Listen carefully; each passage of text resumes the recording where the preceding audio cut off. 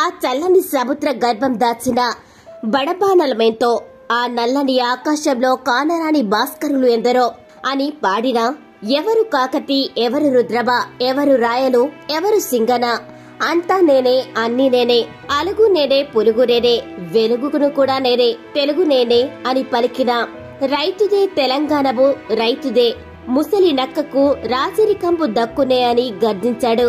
దగాకోరు, బటాచోరు, రాజకారు, పోషకుడువు దిగిపోమ్మని జగతంతా నగరాలు కోడుకున్నది. దిగిపోవోయ్ తెగిపోవే అంటూ నిజాం పాలనపై తన అక్షరాలనే ఆయుధాలుగా మార్చి సంధిస్తే నిజామాబాద్ ఇందూరు కోటలో 150 రోజులు బంధించారు. నిరంతరం ప్రజా చైతన్యమై ఊపిరిగా బ్రతికిన దాశరథి కృష్ణమాచార్య జయంతి నేడు.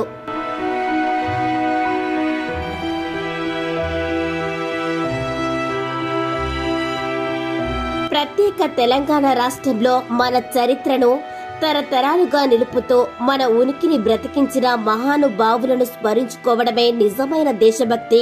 1925 జూలై 22న మహబూబ్ నగర్ లోని చిన్నగూడూరు గ్రామంలో జన్మించారు. చిన్నతనం నుండే విప్లవ భావాలు కలిగిన ఆయన కమ్యూనిస్టు పార్టీ సభ్యుడిగా ఉండేవారు.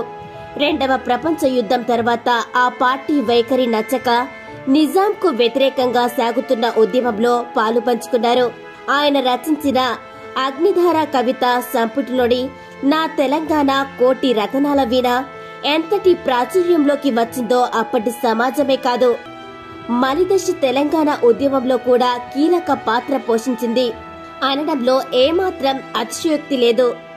20కి పైగా కవితా సంపుటాలు రచించిన ఆయన అధిక భాగం ప్రజల్ని చైతన్యపరిచే రచనలే చేయడం అనేది ఆయన సమాజం పట్ల తన బాధ్యతను ఈ సందర్భంగా ప్రత్యేకంగా గుర్తు చేసుకోవాలి.